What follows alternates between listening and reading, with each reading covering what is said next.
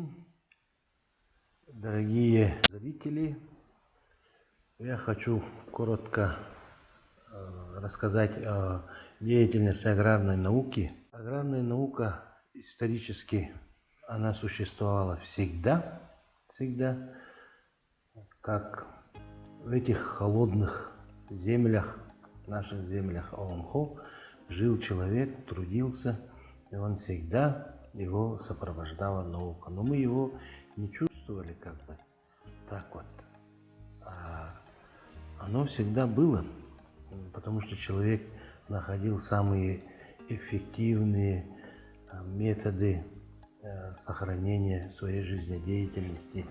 Он находил орудие труда, он находил тех животных, приспосабливал этих животных к нашим условиям, получал продукцию и так далее, и так далее. С точки зрения понимания науки, то уже непосредственно это научно-исследовательский институт сельского хозяйства, которому в этом году исполнилось 65 лет.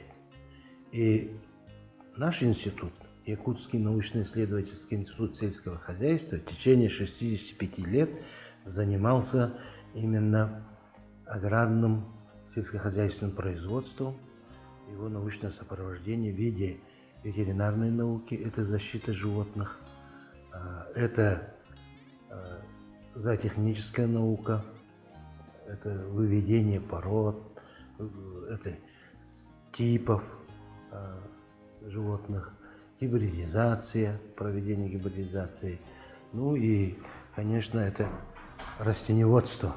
Растениеводство – это выведение сортов, морозостойких сортов, это, пусть это будет зерновые, картофель, овощные культуры, да, тепличное ведение хозяйства.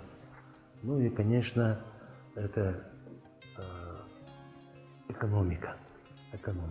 И механизация сельскохозяйственного производства, с мелиорацией и так далее. Поэтому за эти 65 лет очень много сделано.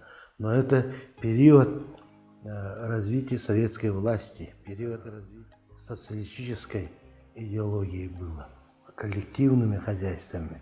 Сейчас можно сказать, что рыночные механизмы больше действуют законы капитализма.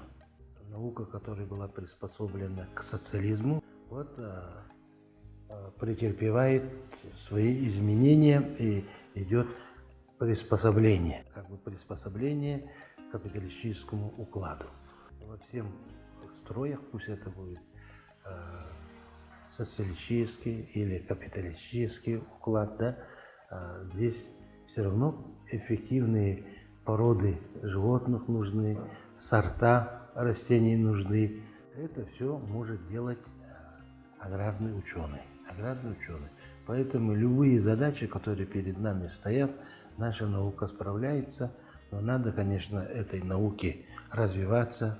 Это подготовка аграрных ученых, это новые методики, это новые подходы к решению этих задач, ну и выдача технологий.